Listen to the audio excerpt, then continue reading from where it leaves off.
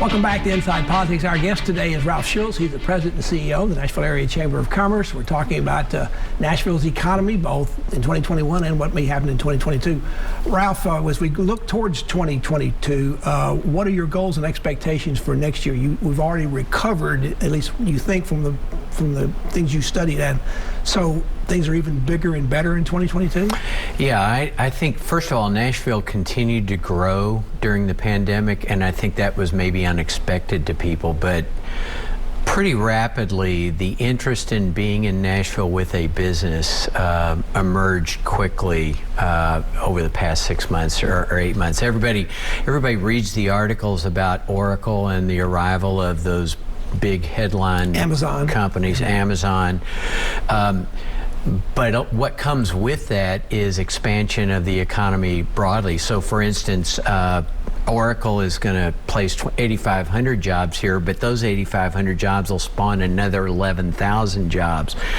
And even though we have seen small business hit hard by COVID, the degree that business owners can access capital, those businesses are going to be coming back. Areas of concern going into 2022, you talk about the new jobs coming in here, but are there areas of the economy that need some help going into 2022? Yeah, look, a lot of the issues that we need to manage better are quality of life issues, and that relates to workforce. The number one issue for businesses right now is where do they find people to do the work?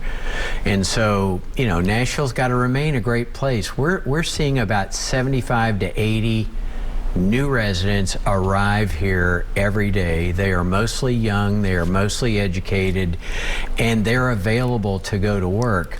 But we have to keep that going. Let's talk about Nashville's tourism and convention business. Has it completely recovered? Is it back at or above or headed towards pre-pandemic levels? You know, it hasn't completely recovered. I think everyone sees the evidence that leisure travel has returned in force as we look particularly at Broadway.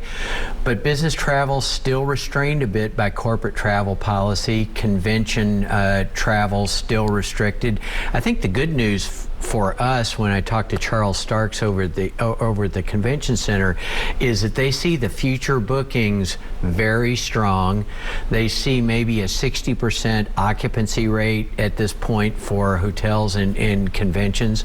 And so that's a pretty good return at a time when there's still restriction on travel. How is recruiting conventions different now? Do we have more cities competing for fewer conventions, and are as many people coming to conventions? Are they concerned about, I know it's okay in my city, but I don't want to go to some other city because I don't know what their COVID situation is? You know, at the moment, there are fewer people going to conventions virtually everywhere. I know that as Butch Spiriton and Charles Starks have worked on that convention business, people want to know that they're coming to a safe place. They want to see the protocols that are in place at various locations. So the where there hasn't been business travel restriction, people are coming here and those conventions are getting booked. On at least a couple of occasions, the Music Center gave money to the city when it was not sure it was going to have the revenues it needed, and some pretty substantial amounts of money. Are their reserves for the Music City Center still ample enough? Are they okay financially going forward, not only to operate, but to pay the considerable debt that's still left on those buildings? Well, yes. In fact, they continued to be able to pay their staff during the COVID period. You know, when the convention center was built, a lot of the expected revenue was conservatively projected. We exceeded those projections. A lot of that went to reserves. So, yes, the reserves are adequate, certainly, to help get through this period. We've seen a huge resurgence in tourism. People have come out to go have a good time in Nashville. Are we getting a reputation as being too much of a party city?